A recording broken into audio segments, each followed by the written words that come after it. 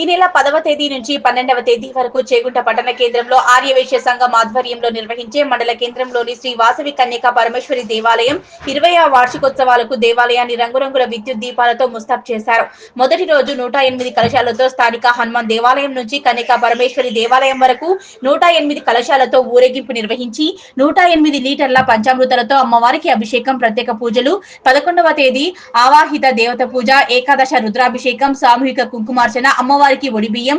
12వ తేదీ చివరి రోజు అమ్మవారికి చెప్పన్న భోగ నివేదన, వడమాల అలంకరణ, తమలపాకుల అలంకారం, నాగేశ్వర స్వామి కళ్యాణం, ఆంజనేయ మంత్రహోమంలో నిర్వహించడం జరుగుతుందని దేవాలయ పూజారి గోవింద్ త్రిపాఠి తెలిపారు.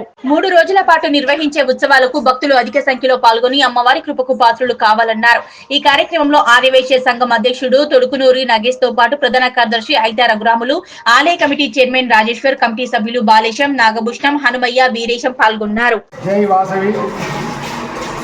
చేగుంట గ్రామంలో శ్రీ వాసవి కన్యకా పరమేశ్వరి దేవాలయం నిర్మించి 20 సంవత్సరాలు పూర్తి చేసుకొని ఇది 20వ వార్షికోత్సవం జరుపుకుంటున్నాము. ఈ కార్యక్రమం 3 రోజులు ఉంటుంది కాబట్టి రేపు ఉదయం 8 గంటలకు హనుమాన్ దేవాలయం నుంచి వాసవి కన్యకాపురం దేవాలయం వరకు ఏక వస్త్రధారణతో 108 కలశాలతో బ్రహ్మాండమైన ఊరేగింపు చేసుకుంటూ అమ్మవారికి అభిషేకము, 108 లీటర్ల పంచామృతాలతో అభిషేకం జరుపుకోవడం.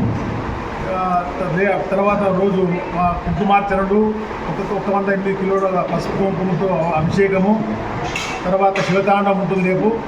మళ్ళీ 3వ రోజు శివ కళ్యాణము, పూర్ణావతి, సువాసిని పూజ మొదలగు కార్యక్రమాలు ఉంటాయి కాబట్టి ఇట్టి కార్యక్రమము అందరూ సహకరించి విజయవంతం చేయగలరని మనవి.